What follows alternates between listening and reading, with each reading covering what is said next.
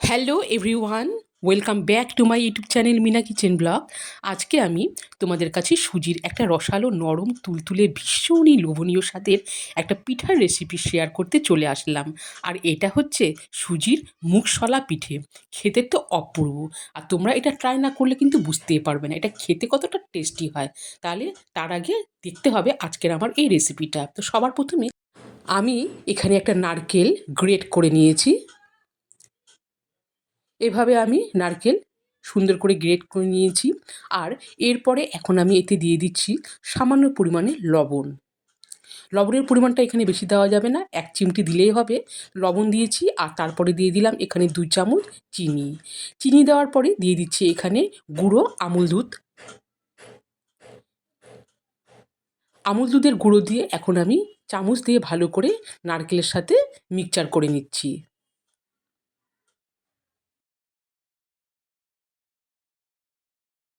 ওইদিকে শুকনো একটা নারকেলের পুরো বানিয়ে নিলাম আর এইখানে ওভেনে কড়াই বসিয়ে দিয়েছি।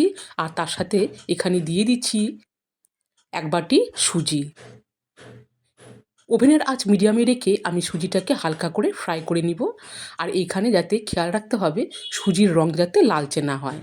সো গাইস দেখো এইভাবে আমি সুজিটাকে ফ্রাই করে নিলাম। এরপরে এখন আমি এতে জল অ্যাড করছি। জল অ্যাড করে এবারে আমি নাড়িয়ে নেব যতক্ষণ না সুজির একটা ভালো এখান থেকে একটা মণ্ড তৈরি হয়। তো সো গাইস দেখো জল দিয়ে আমি আস্তে আস্তে করে নাড়িয়ে নিচ্ছি।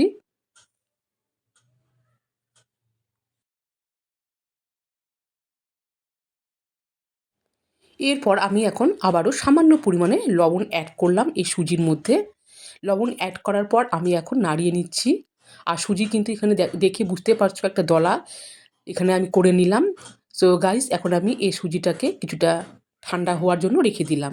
সো গাইস দেখো সুজি ঠান্ডা হয়ে গেলে একটি থালাতে আমি নিয়ে নিলাম আর তার উপরে একটুখানি ঘি ছড়িয়ে দিয়ে এখন এই সুজিটাকে আমি হাত দিয়ে ভালো করে মেখে নিব।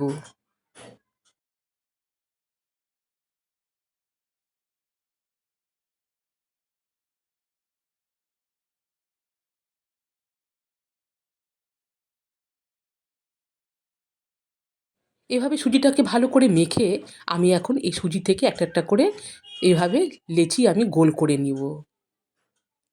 গোল করে নেওয়ার পরে এখন আমি এই নারকেলের পুরটা দিয়ে সুজির মুখটাকে বেশ ভালো করে গড়ে নিব। সো গাইস তোমরা দেখতেই থাকো। পুলি পিঠার মতো করে আমি এখন এই সুজির মুখটাকে আমি বন্ধ করে দিব।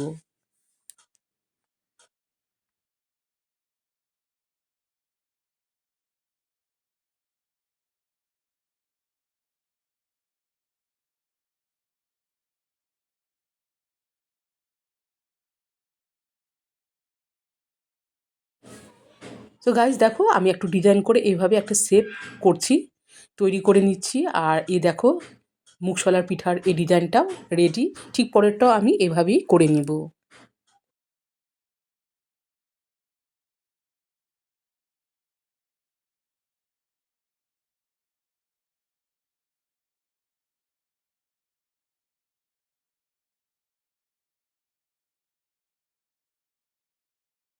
সো ফ্রেন্ডস দেখো মুগশলা পিঠের এই ডিজাইনগুলো আমি এইভাবে করে নিয়েছি আর দেখতে কতটা সুন্দর হয়েছে তোমরা দেখে কিন্তু বুঝতেই পারছো।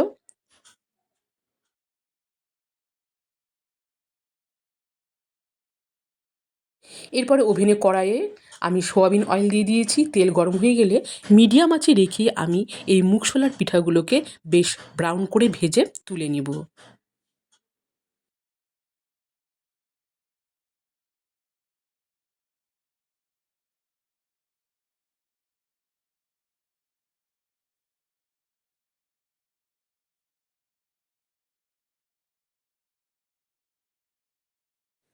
আর এইদিকে আমি একটি পাত্র বসিয়ে দিয়েছি। এই পাত্রে আমি এই কাপের পরিমাণেই ২ কাপ জল দিয়ে দিলাম আর দিয়ে দিচ্ছি এখানে চিনি। আর চিনির মিষ্টির পরিমাণটা তোমরা নিজেরাই পরিমাণ মতো করবে। চিনি দেওয়ার পরে আমি এখানে ২ টো এলাচ দিচ্ছি আর এখানে একটা চিনির সিরাও তৈরি করে নিব। সো গাইস দেখো এই মুগশলা পিঠাগুলো আমি ব্রাউন করে ভেজে তুলে নিচ্ছি। আর বাদবাকিগুলো ঠিক একইভাবে আমি ভেজে তুলে নিব।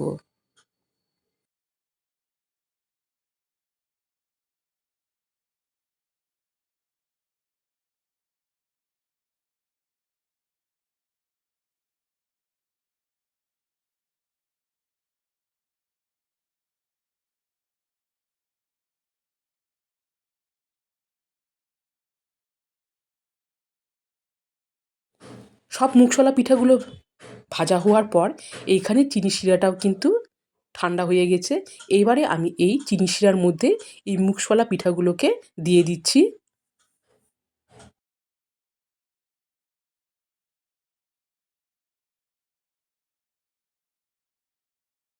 সবগুলোই আমি চিনি শিরার মধ্যে এভাবে ডুবিয়ে রাখলাম আর প্রায় 10 থেকে 15 মিনিটের মতো আমি ঢাকা দিয়ে রেখে দিচ্ছি।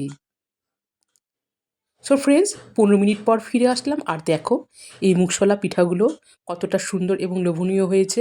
এটা বেশিক্ষণ 1 ঘন্টা বা আধা ঘন্টার মতো না ডুবিয়ে রাখলেও হবে। সো ফ্রেন্ডস, দেখো আমি এখন এই মুগশলা পিঠাগুলোকে একটি প্লেটের মধ্যে সার্ভ করছি।